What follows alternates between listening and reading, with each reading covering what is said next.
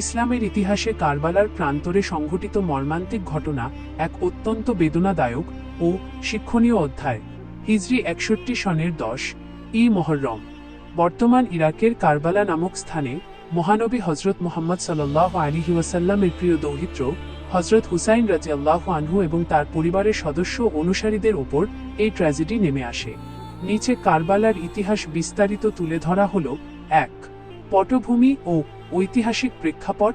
হিজরি ৬০ সনে মুসলিম জাহানের খিলাফতের দায়িত্বে আসেন উমাইয়া শাসক ইয়াজিদ বিন মুয়াবিয়া। তৎকালীন ইসলামী শরীয়তের মূলনীতি ও খেলাফত প্রথার বিপরীতে উত্তরাধিকার সূত্রে শাসন ক্ষমতা দখল করার বিষয়টি হযরত হুসাইন রাদিয়াল্লাহু আনহু সহ বিশিষ্ট সাহাবীগণ ও ইসলামের অনেক শীর্ষস্থানীয় ব্যক্তি গ্রহণ করতে পারেননি। কুফার জনগণ ইয়াজিদের শাসন অস্বীকার করে হযরত হুসাইন রাদিয়াল্লাহু আনহুর কাছে চিঠি পাঠিয়ে তাঁকে কুফায় গিয়ে নেতৃত্ব গ্রহণ করার আহ্বান জানান। জনগণের এই আহ্বানে সাড়া দিয়ে হযরত হুসাইন রাদিয়াল্লাহু আনহু মদিনা থেকে কুফার উদ্দেশ্যে রওনা হন। ২. কুফাবাসীর প্রতারণা ও পরিস্থিতি বদল। হযরত হুসাইন রাদিয়াল্লাহু আনহু কুফার প্রকৃত অবস্থা যাচাই করার জন্য তার চাচাতো ভাই মুসলিম বিন আকিল রাদিয়াল্লাহু আনহুকে কুফায় পাঠান।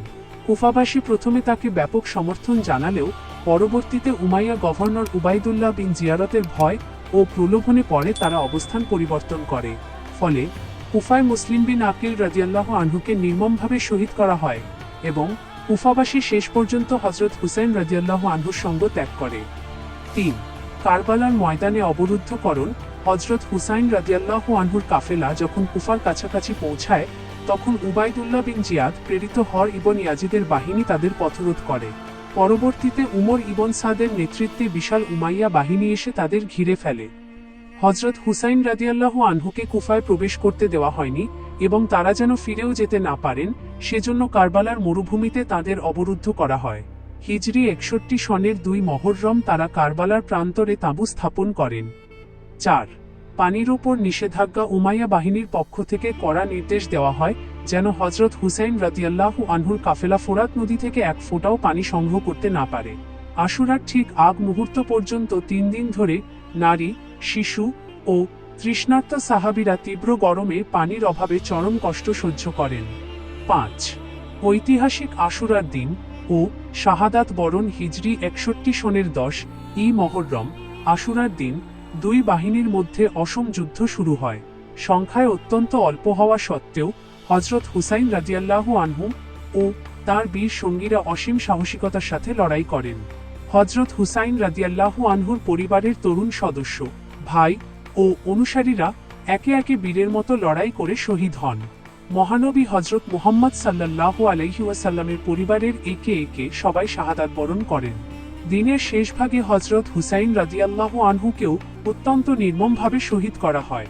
এই যুদ্ধে হযরত হুসাইন রাদিয়াল্লাহু আনহুর পরিবারের নারী ও শিশুরা জীবিত বন্দী হন এবং পরবর্তীতে তাদের সিরিয়ায় বন্দী অবস্থায় নিয়ে যাওয়া হয়। একমাত্র হযরত হুসাইন রাদিয়াল্লাহু আনহুর অসুস্থ পুত্র হযরত জয়নুল আবেদিন আলী আসগার বা আলী আল আওসাদ অসুস্থতার কারণে যুদ্ধ করতে পারেননি, বিধায় বেঁচে যান, যার মাধ্যমে মহানবী হযরত মুহাম্মদ সাল্লাল্লাহু আলাইহি ওয়াসাল্লাম এর পবিত্র বংশধারা অব্যাহত থাকে। কারবালার ঘটনার শিক্ষা। কারবালার ঘটনা কেবল একটি রক্তক্ষয়ী সংঘাত নয়, এটি অন্যায়ের বিরুদ্ধে আপোষহীন সংগ্রামের এক শাশ্বত প্রতীক। হযরত হুসাইন রাদিয়াল্লাহু আনহু নিজের ও পরিবারের জীবন বিসর্জন দিয়ে হলেও স্বৈরাচারী ও অনৈসলামিক শাসন ব্যবস্থার কাছে মাথা নত না করে সত্য, ন্যায় এবং আদর্শের পতন রোধ করে গেছেন। প্রতি বছর মুহররম মাসে এই স্মৃতি মুসলমানদের মনে আত্মত্যাগ, ধৈর্য এবং ন্যায়ের পথে অবিচল থাকার শিক্ষা জাগিয়ে তোলে।